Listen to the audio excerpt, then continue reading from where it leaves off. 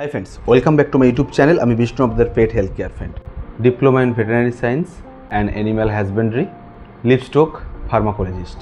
তো বন্ধুরা, আজকের ভিডিও টপিক হলো ভমিটিং। ভমিটিং কী কারণে হয়, কেন হয়, কত রকমের কারণে ভমিটিং হতে পারে এবং ভমিটিংয়ের ট্রিটমেন্ট কী আছে। যখন আপনার রাতে বিতে কোথাও ডক্টর পাবেন না, তখন কি মেডিসিন দেবেন, কি ট্রিটমেন্ট করবেন। তো এই নিয়েই আমার চ্যানেল, আমার ভিডিও। তো এই ধরনের ভিডিও পেতে অবশ্যই আমার চ্যানেলটাকে সাবস্ক্রাইব করে নেবেন এবং সাবস্ক্রাইবের পাশে থাকা বেল আইকনটিকে অবশ্যই প্রেস করতে ভুলবেন না। তার কারণ আমি ফিউচারে যখন কোনো ভিডিও আপলোড করব তো সবার ফার্স্ট আপনাদের সামনে পৌঁছে যাবে। তো দেরি না করে চলুন ভিডিওটা শুরু করা যাক। তো বন্ধুরা, ভমিটিং কী কারণে হতে পারে, কখন কখন হতে পারে এবং কি ধরনের ভমিটিং দেখে বুঝবেন আপনারা যে এই কারণে আমার ডগটা বা বাচ্চাটা ভমিট করছে। তো সেটার জন্যই আমি আপনাদেরকে কিছু টিপস দেব, যেটা দেখে আপনারা বুঝতে পারবেন যে আপনার বাড়ির ডগটার এই প্রবলেমটা হতে পারে বা হয়েছে, যে কারণে আপনারা সেই ওয়েতে বা সেই প্রপার ট্রিটমেন্টটা আপনারা দিতে পারবেন। ডগের বা ক্যাটের যে ভমিটিং টেন্ডেন্সি বা ভমিটের কারণ, একটা ফার্স্ট টাইম যেটা হতে পারে সেটা হচ্ছে গ্যাস ফর্মিং। তো গ্যাসের কারণে, গ্যাস হয়ে যাওয়ার কারণে কোনো খাবার ইনডাইজেশন প্রবলেম, যেমন ডাইজেস্ট না হওয়ার কারণে কিন্তু এই ভমিটিং টেন্ডেন্সি বা ভমিট করতে পারে। তো এই রকম ধরনের আরও কারণ রয়েছে, যেমন bacterial infection, kidney problem, liver problem, না নর্মালি জ্বর থেকেও অনেক সময় ভমিট হতে পারে। সেটা আপনারা সিমটম দেখে বা সব কিছু দেখেই বুঝতে পারবেন। আমার ভিডিওতে স্কিপ না করে পুরোটা দেখলেই বুঝতে পারবেন যে আমি কী বলতে চাইছি এবং কী ধরনের ভমিট হতে পারে।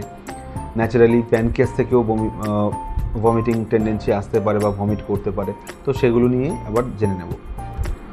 তো টাইপস অফ ভমিটিং যেগুলো হয়ে থাকে সেগুলো আমরা এবার বলবো যে কী কারণে বা কীভাবে হচ্ছে।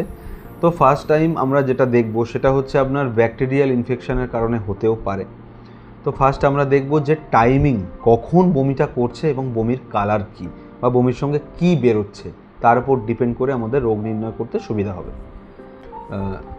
তো ব্যাকটেরিয়াল ইনফেকশনের কারণে যদি কোনো ডগ বমি করতে থাকে কন্টিনিউ, তো সেক্ষেত্রে কিন্তু কন্টিনিউ বমি করতে থাকবে।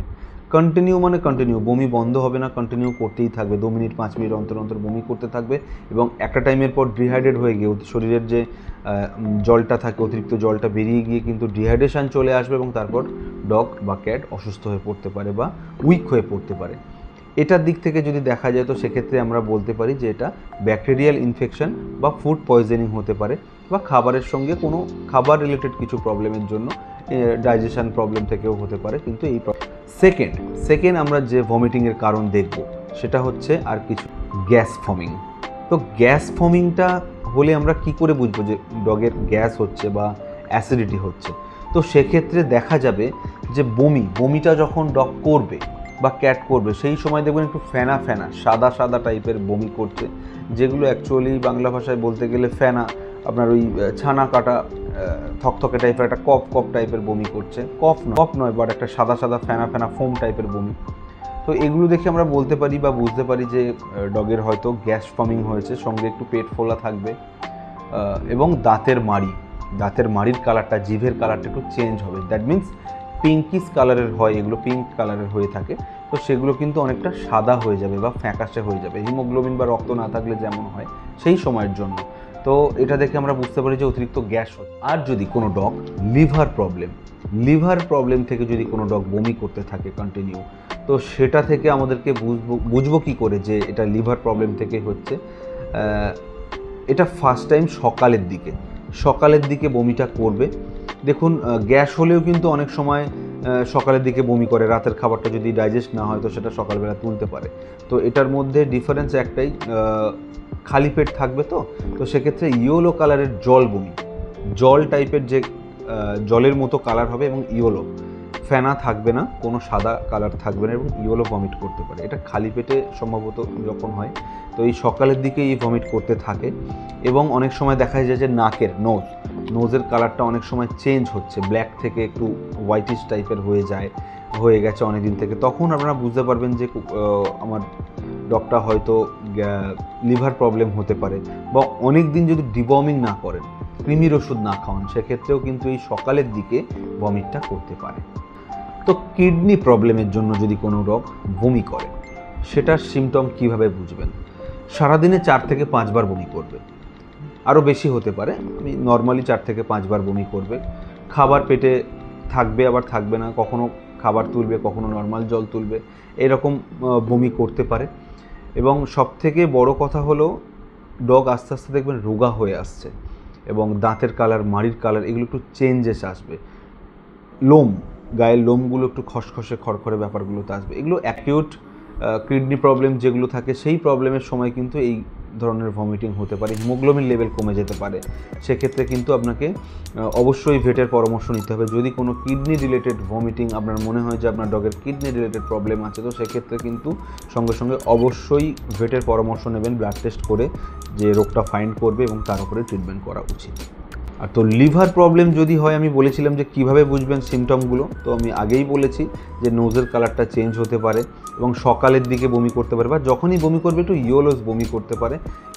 ইউরিনের সঙ্গেও একটু আলাদা কালারটা চেঞ্জ হবে, আপনি বুঝতে পারবেন যে একটু ইয়েলোইস ইউরিন করছে। এবং ব্লটিং, অ্যাবডোমিনাল ব্লটিং পাবেন, আপনার পেট ফুলছে বা পেটটা ফুলেছে, এরকম কিছু বুঝতে পারবেন। সেকেন্ড, লস অফ অ্যাপেটাইট, খাবার খাওয়ার ইচ্ছে একদমই থাকবে না। ন্যাচারালি ডগ যখন ভমিট করে তখন নর্মালি ওদের খাবার খাওয়ার টেন্ডেন্সি থাকে না, এবং লস অফ অ্যাপেটাইট প্রবলেম আসে, খাবার খেতে ইচ্ছে করে না, ওরা খেতে চায় না খাবার। তো বন্ধুরা, এবার আসি আমি ট্রিটমেন্ট। তো ভমিটিংয়ের যে নর্মাল মেডিসিন রয়েছে, যেগুলো অ্যান্টি এমিটিক মেডিসিন, অ্যান্টি এমিটিক ড্রাগ আন্ডারে যেগুলো পড়ে, সেগুলোর মধ্যে আপনার সবার ফার্স্ট যেটা আমাদের নাম আসে অনডেনসেট্রন।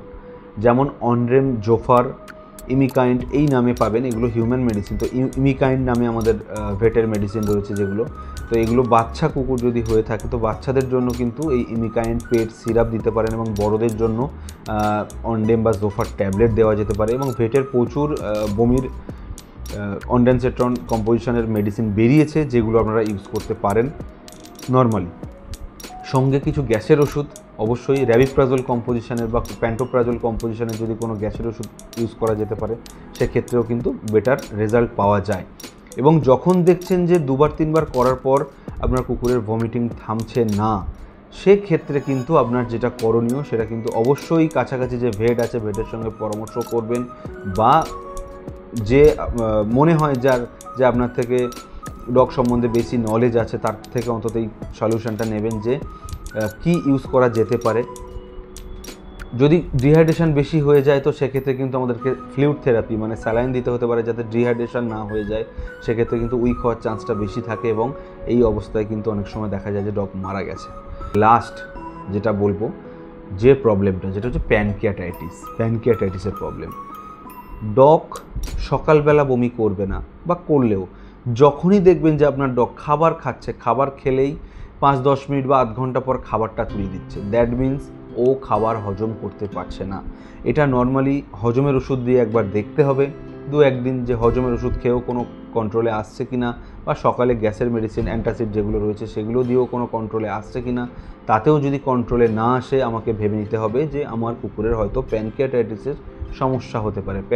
প্যানকিয়াস মিন্স শরীরের একটা অঙ্গ, যেটা থেকে বিভিন্ন ধরনের এনজাইম বেরোয় খাবার হজম করার জন্য। তো সেক্ষেত্রে যদি দেখেন যে আপনার বাচ্চাটা বারবার বমি করছে, খাবার খেলেই তুলে দিচ্ছে, পেটে রাখতে পারছে না, এমনকি জল খেলেও অনেক সময় বমি করে, তো সেক্ষেত্রে আমার ফার্স্ট যেটা করণীয় সেটা হচ্ছে ব্লাড টেস্টের মধ্যে থাকবে আপনার LFT, that means liver function test, এবং কেএফটি যদি করতে পারেন কিডনি ফাংশন টেস্টও দেখতে পাবেন। এবং তার সঙ্গে যেটা থাকবে প্যানক্রিয়াসের জন্য যে টেস্টগুলো হয়, লাইপেজ অ্যান্ড অ্যামাইলেজ। তো লাইপেজ আর অ্যামাইলেজ এগুলো হচ্ছে শরীরের প্যানক্রিয়াস থেকে বেরোনো এক ধরনের সিরাম, যেগুলোর কন্ডিশন আপ ডাউন লেভেল আমরা দেখে বুঝতে পারি যে আপনার কুকুরের প্যানক্রিয়াসের কোনো প্রবলেম আছে কি না, এনজাইম বেশি বেরোচ্ছে কি না বা কম বেরোচ্ছে। এই সিরামগুলো যদি বেশি বেরোয় তো সেক্ষেত্রে আমরা ভাববো যে আমাদের ডগের প্যানক্রিয়াস প্রবলেম আছে। তো এটা আপনাদের যে ভেড আছে সেই ভেডই ডিসাইড করবে যে প্যানক্রিয়াসের প্রবলেম নাকি লিভার প্রবলেম নাকি নর্মাল গ্যাস বা নর্মাল ডিওয়ার্মিং। তো অবশ্যই এই আমার যে ভিডিওটা, এগুলো কিন্তু এমার্জেন্সি মেডিসিন হিসেবে। নেক্সট টাইম যে ট্রিটমেন্ট আপনাকে করতে হবে এই মেডিসিনগুলো দেওয়ার পর, যেমন অনডেনসেট্রন কম্পোজিশনের জোফার, অনডেম, এমিকাইন্ড, এগুলো দেওয়ার পরও যদি বমি কন্ট্রোলে না আসে, সেক্ষেত্রে ভমিটিংয়ের ইঞ্জেকশন র্যানট্যাক সঙ্গে থাকবে, এবং সঙ্গে জোফার, সেটা আপনার যে পার্শ্ববর্তী কোনো ডক্টর যদি থাকে সে তাকে দিয়ে করিয়ে নেবেন, সে যেটা ভালো বুঝবে। তো এতেও যদি কন্ট্রোলে না আসে তো সেক্ষেত্রে ব্লাড টেস্ট, এবং অবশ্যই কাছাকাছি যদি কোনো হসপিটাল থাকে সেখানে যোগাযোগ করবেন। তো বন্ধুরা, এই ছিল আজকের ভিডিওটা যদি ভালো লেগে থাকে তো অবশ্যই আমি আপনাদের থেকে একটা লাইক আশা করতেই পারি। তো প্লিজ এই ধরনের ভিডিও পেতে আপনার ডগের কোনো প্রবলেমের জন্য প্রচুর ভিডিও আসতে চলেছে, যেই ভিডিওগুলো দেখে আপনাদের ডগের কোনো সমস্যা হলে আপনারা ফল ফাইন্ডিং করতে পারবেন, রাতের ভিতরে কোনো সমস্যা হলে এই মেডিসিনগুলো ইউজ করতে পারবেন। তো আমার চ্যানেলের সঙ্গে থাকার জন্য চ্যানেলটাকে অবশ্যই সাবস্ক্রাইব করতে ভুলবেন না। তো বন্ধুরা, নমস্কার, ভালো থাকবেন, আপনাদের পেটকে ভালো রাখবেন। Take care your pet, by.